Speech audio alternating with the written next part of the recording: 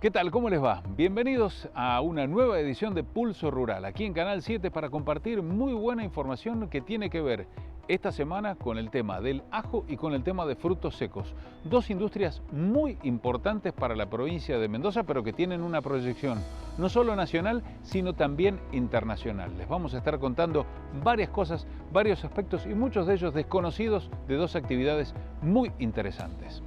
Pero vamos a arrancar primero con el sector ajero.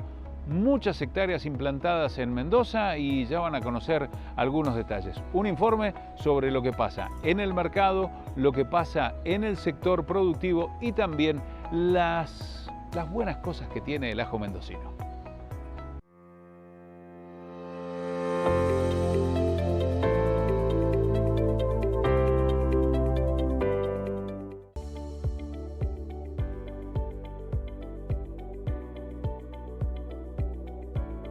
El ajo es la principal hortaliza que se cultiva en Mendoza. Tenemos unas 14.000 hectáreas. El INTA desarrolla desde hace más de 40 años la investigación en la consulta en San Carlos a través del proyecto Ajo. El ajo no tiene semilla verdadera, se multiplica a través del bulbo y de los dientes. No todos los ajos que se conocen son iguales. Normalmente el productor reconoce el ajo morado, mal llamado chino, el ajo blanco, colorado, castaño, pero dentro de eso se han hecho selecciones de por lo menos más de 25 clones diferentes que están adaptados a diferentes condiciones agroecológicas y a distintos momentos de cosecha. Se ha trabajado mucho también en la post cosecha de ajo, que es clave a la hora de tener una buena rentabilidad, hacer un adecuado curado, secado, para después llevarlo al galpón de empaque y que eso termine en una caja de ajo exportable, de buena calidad y que sea aceptado en los mercados. También se ha trabajado mucho en la asociatividad del sector.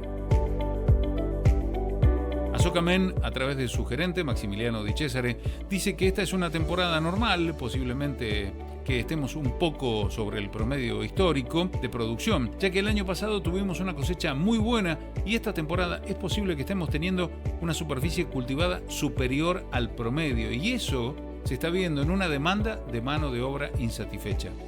Te diría, Pablo, que estamos teniendo una temporada normal. Posiblemente estemos un poco sobre el promedio histórico, digamos, de producción. El año pasado tuvimos una cosecha muy buena y esta temporada es posible que estemos teniendo una superficie cultivada superior al promedio.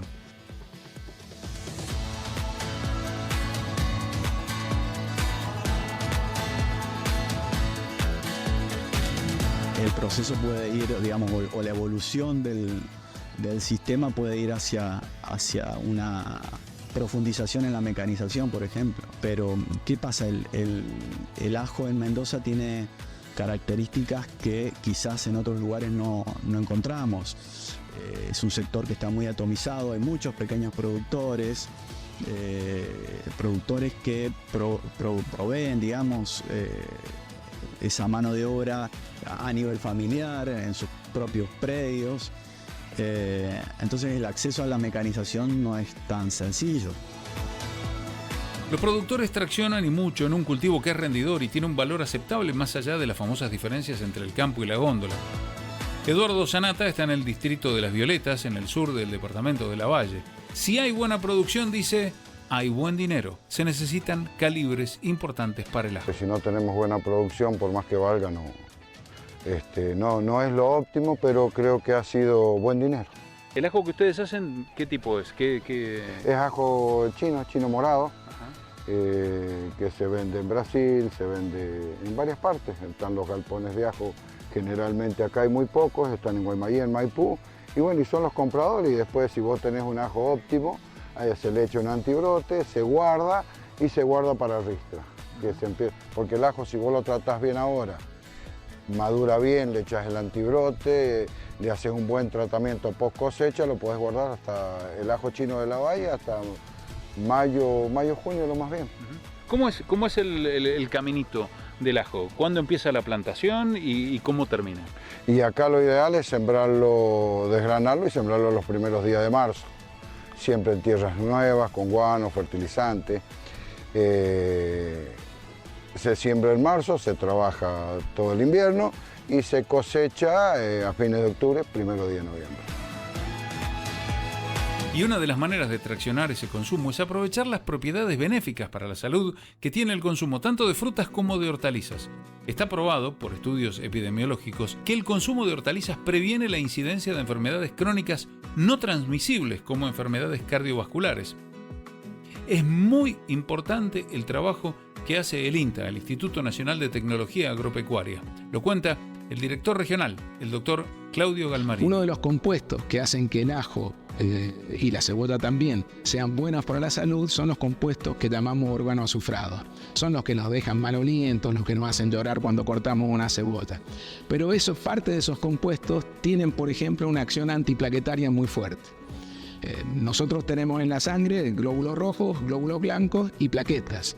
Las plaquetas son células anucleadas que cuando uno se corta, recibe una herida, hace que cierre la herida, que coagulen. Pero también cuando tenemos heridas a nivel de endotelio del sistema circulatorio, también se agregan las plaquetas y eso es lo que produce un trombo que te puede causar un infarto o un accidente cerebrovascular.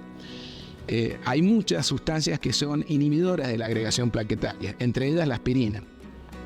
Nosotros probamos con estudios hechos con médicos y también en estudios en otros lugares del mundo que el ajo a cantidades equivalentes a la aspirina en dosis es mucho más potente como inhibidor antiplaquetario.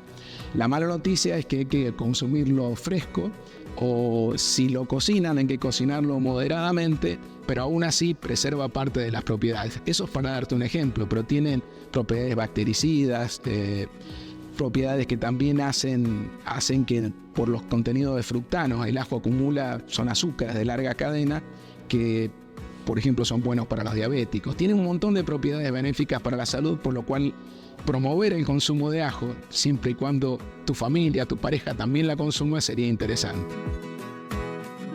El ajo en Mendoza tiene características que quizás en otros lugares no encontramos. Es un sector que está muy atomizado, hay muchos pequeños productores que proveen esa mano de obra a nivel familiar en sus propios predios. Entonces, el acceso a la mecanización no es tan sencillo, quizás sea algo que se dé más hacia el mediano y largo plazo. Es difícil además tener buenas estadísticas en lo que hace al ajo. Uno de los problemas es el cierre del Instituto de Desarrollo Rural, que provocó un quiebre en los números, para conocer obviamente la cantidad de ajo plantada. Y además es una actividad que tiene mucho trabajo en negro. Y hay sombras para el ajo mendocino. Falta diversificar. Casi toda la exportación va a Brasil. Justamente en Brasil se postergó por un año la cláusula antidumping con China. El ajo chino es el gran enemigo de Mendoza, no por calidad sino por cantidad y precio. A pesar de la opacidad de los números del gigante de Asia, se estima que en ese país hay 500.000 hectáreas de ajo. Es un dato que no debe olvidarse.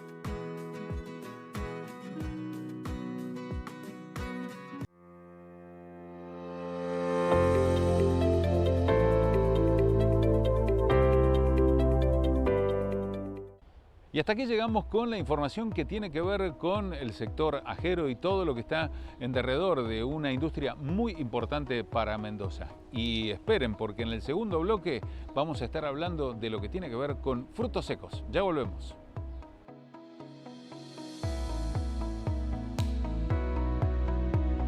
Y les prometimos hablar de frutos secos aquí en la provincia de Mendoza, pero con proyección internacional. Por supuesto, estamos hablando fundamentalmente de nueces, almendras y también de pistachos. Es un cultivo que está creciendo y mucho, sobre todo en San Juan y en Mendoza. Frutos secos, encuentro internacional aquí en nuestra provincia y todo lo que sucedió con el análisis de los productores y por supuesto de quienes hacen la industria aquí a nivel Argentina.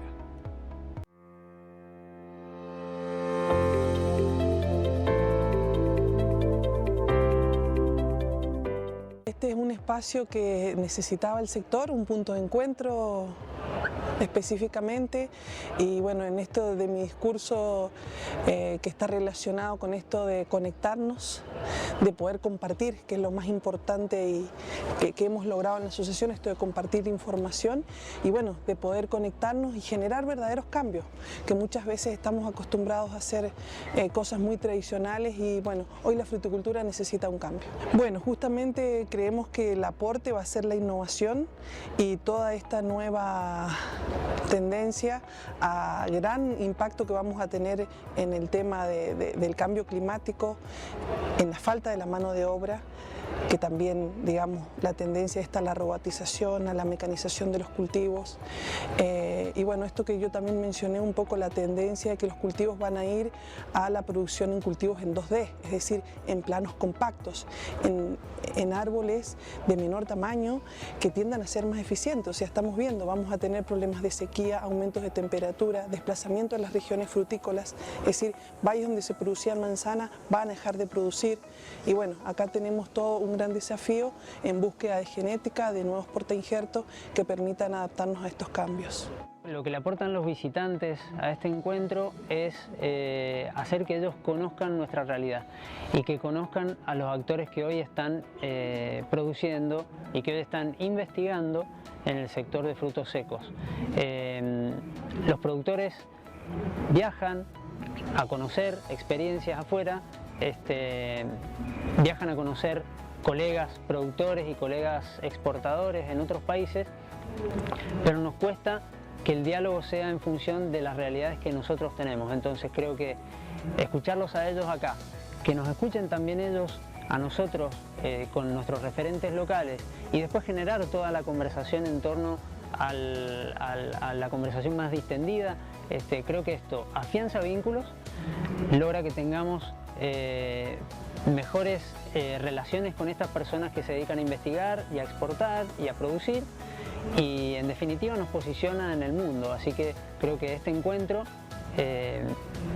nos marca como polo productivo y nos ayuda a vincularnos con los principales actores del sector a nivel internacional.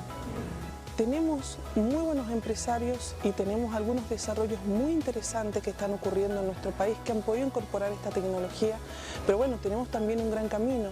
Es decir, si nosotros nos comparamos con Chile, ellos tienen 40.000 hectáreas contra 16.000 en el tema de nogales.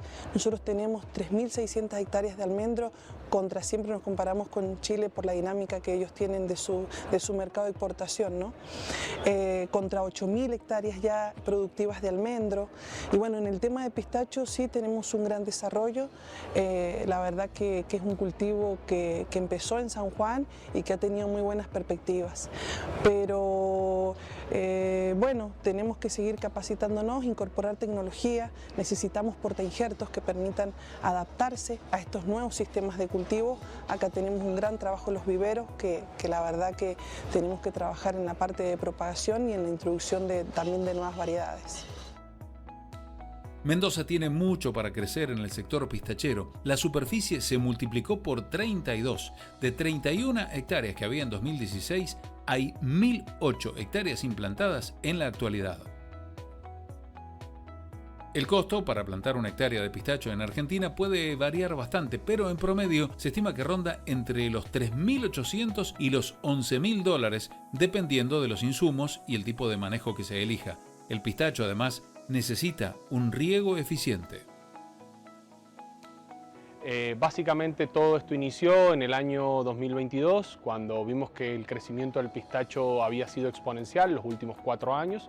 De hecho, vimos a partir del año 2013, se viene experimentando en la provincia un crecimiento realmente muy grande, es decir, que pasamos de 500 hectáreas en el año 2013 a aproximadamente unas 6.500 que hoy creemos que hay hoy solo cultivadas en San Juan y de las cuales entre el 15 a 20% están en producción. A largo plazo pensamos que es un cultivo que tiene mucha proyección, un cultivo que actualmente no tiene techo tanto a nivel mundial como en nuestro país y bueno, actualmente hemos visto que el cultivo ha franqueado los límites provinciales de San Juan. De hecho, ahora se registran producciones en La Rioja, en San Luis, en Mendoza propiamente dicho, que se constituye como la segunda provincia con mayor superficie cultivada, y también en otras provincias como es el caso de Neuquén, La Pampa y Río Negro. Tenemos el beneficio, de alguna u otra manera, dentro de todas las cuestiones negativas que refieren a una sequía, una mega sequía como la que estamos inmersos, todo lo que es la agricultura del oeste de la Argentina, puntualmente San Juan y Mendoza. Vemos luz al final del túnel con el cultivo del pistachero, porque es un cultivo que tolera el déficit hídrico. De alguna u otra manera es un cultivo que se caracteriza por ser freatófito. Esto quiere decir que de alguna u otra manera las raíces exploran y pueden llegar a capas inferiores en la búsqueda de agua, y a su vez tiene adaptaciones anatómicas en lo que tiene que ver con la hoja que le permiten mantener la turgencia en condiciones de déficit. Entonces eso nos permite a nosotros jugar y aplicar menores láminas sin de alguna u otra manera generar un detrimento tan grande en lo que tiene que ver con el rendimiento. Obviamente todo esto está sujeto a los márgenes y a cuánta agua nosotros le entreguemos en el cultivo y en qué momento puntualmente. Hay momentos fenológicos donde el cultivo del pistachero requiere agua y realmente no lo negocia. En ese momento una carencia, un déficit de agua lo paga al final en la producción. Entonces es muy importante tener conocimiento de cuándo ocurren estos intervalos fenológicos de alta sensibilidad al déficit hídrico para que en esos momentos no falte el agua. Claramente el pistacho tiene la característica de que la fruta inmediatamente se cosecha, hay que procesarla. ¿Por qué? Porque el pistacho es el único fruto seco que se comercializa con cáscara, por eso se la conoce como la nuez de la sonrisa. Entonces, ¿qué pasa? El pistacho, si se mancha la cáscara, eso es un detrimento económico y el mercado te lo hace sentir, porque no compra ese pistacho que está manchado. Entonces, para evitar todo eso, inmediatamente se cosecha, hay que ingresarlo a la fase 1 de procesamiento para retirar el capote o pelón, que es la parte carnosa, y eso de alguna u otra manera permite que no se produzcan este detrimento, por supuesto. Y ni hablar de las ocratoxinas y las aflatoxinas, que son otras cuestiones relacionadas y que tienen que ver con el alto contenido de humedad con que viene el pistacho del campo, ¿no?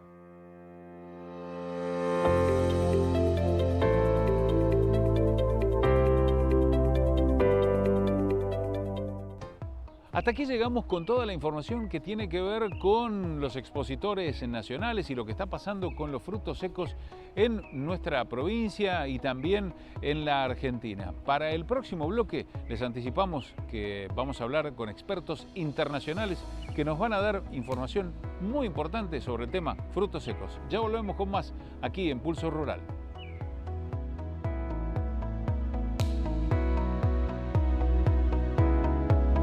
Les prometimos antes de irnos a la pausa que íbamos a charlar con expertos internacionales en materia de frutos secos.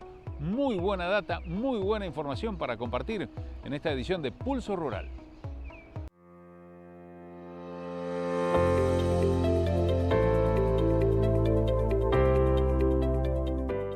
Chile ha tenido la ventaja que desde la vuelta a la democracia en los 90 hubo un gran trabajo en el exterior de acuerdos comerciales de libre comercio. Estados Unidos, Europa, China, prácticamente con todo el mundo, ¿no?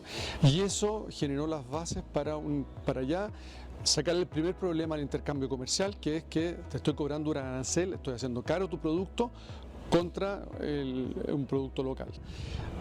Hoy día, en términos de volumen, Argentina es lo que es a Chile hace 20 años, ¿okay? En términos de volumen. Cuando tú tienes volumen, hoy día Chile exporta, bueno, vendiendo el año 170, 180 mil toneladas, Argentina exporta 10 mil, 12 mil, 8 mil.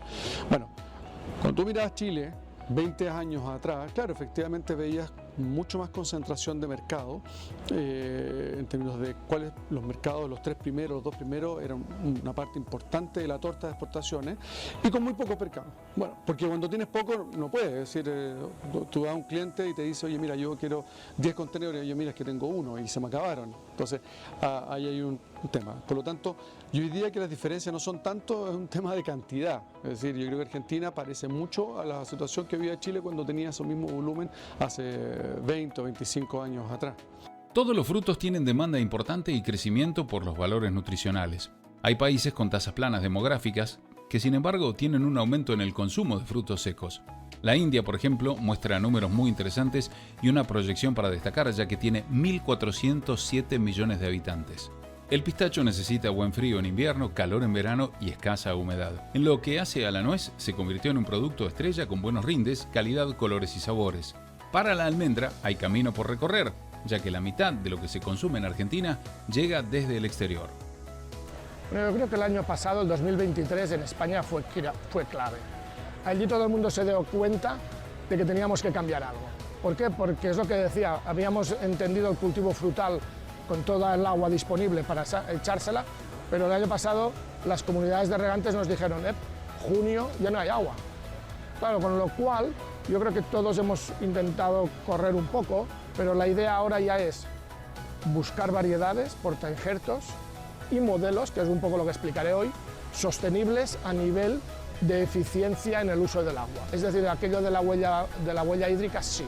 Buscamos cuál es la variedad, cuál es el patrón y cuál es el modelo para que, yo no sé cuánto podemos ahorrar, son 20%, 30%, pero intentar pensar que en el futuro los 7.000, 8.000 metros cúbicos por hectárea y año serán imposibles de aplicar. Yo creo que la agricultura orgánica o ecológica es el futuro, pero también tenemos que saber o entender que se tiene que pagar. ¿Por qué? Porque para producir esa cantidad tenemos que realizar una serie de sobreesfuerzos, no como en la convencional. Y aquí yo apuntaría algo que es la cascaradura, que es una de las cosas que comentaré, es decir, la cascaradura nos permite tener menos insectos plaga, menos enfermedades, menos aflatoxinas. Por eso es una de las grandes preguntas, ¿no? ¿España utiliza cascaradura? Sí, utilizamos cascaradura y eso nos permite ir a mercados orgánicos y ecológicos. Sí. Julián Guerrero Villaseñor es licenciado en Ciencias Biológicas por la Universidad de Salamanca y doctor en Agronomía por la Universidad Politécnica de Madrid. Dice que el pistacho está de moda. Explicó que una particularidad del cultivo es que hay plantas machos y hembras. El macho poliniza a través del viento y trabaja solo una semana al año. En parcelas pequeñas se necesita un 10% de polinizadores y en las más grandes el número es menor. El consumo de pistacho está creciendo como proteína y no solo como un snack, sino como alimento. Además, un detalle, 1 de cada 3 helados que se vende en Italia es de pistacho. La idea fundamental es saber eso, que el cultivo, al igual que todos, van a necesitar unas condiciones sobre todo de clima y de suelo. El suelo lo podría modificar algo más, pero el clima no. Y sobre todo el pistacho lo que va a necesitar es mucho frío en invierno y mucho calor en verano. Y que ese calor sea seco, sobre todo para evitar plagas, enfermedades, circunstancias medioambientales que me van a desfavorecer y que la productividad me decaiga. Así de manera muy global, vegetarianos, veganos, está creciendo mucho y van buscando proteína, ¿no? Y ¿dónde buscan proteínas? En frutos secos. Entonces, normalmente ya no buscan el pistacho como un snack de entretenimiento, sino de alimentación. Entonces, ahí hay variedades como las que hemos hablado de la cuenca mediterránea, como puede ser la arnaca, azda, que van más a ese tipo, ¿no? Entonces, el agricultor, aparte de sus condiciones agroclimáticas, condiciones propias que va a tener en su finca, tiene que saber qué salida comercial va a querer dar a ese producto. Mis agricultores de secano están muy contentos, porque normalmente siempre nos copiamos un poco, o intentamos imitar o trasladar la información que nos viene de California, donde tiene unas condiciones climáticas y sobre todo de suelos muy buenos y mucha agua. Pero si yo me voy a países tipo Turquía, tipo Siria, tienen unas producciones relativamente muy buenas de pistacho, incluso inferiores, y es muy rentable, en condiciones de secano y con unas precipitaciones muy bajas, ¿no? Entonces hay que ajustar eso un poco, la rentabilidad va a depender de la circunstancia, del sitio, todo. Respecto, allí en La Mancha, por ejemplo, se habla mucho, ¿no? Un cereal respecto a un pistacho en producción en condiciones de secano, la rentabilidad del pistacho no tiene nada que ver con el cereal. En el 2009 había en torno a unas 3.000 hectáreas, 3.500 hectáreas, y desde el 2009 hasta ahora, hasta el 2023, ha ido casi creciendo en los últimos años unas 10.000 hectáreas al año y estamos cerca de las 80.000, de las cuales el 80% están en Castilla-La Mancha, en el centro peninsular. Se exporta todo. Se supone, actualmente el pistacho español está muy bien considerado respecto a calidad, viene con unos riegos deficitarios muy controlados, con unas dosis de agua mucho más bajas, tiene un poquito más de sabor que puede ser más, y casi todo es el mercado alemán, el tema del snack, y el mercado italiano en tema de grano.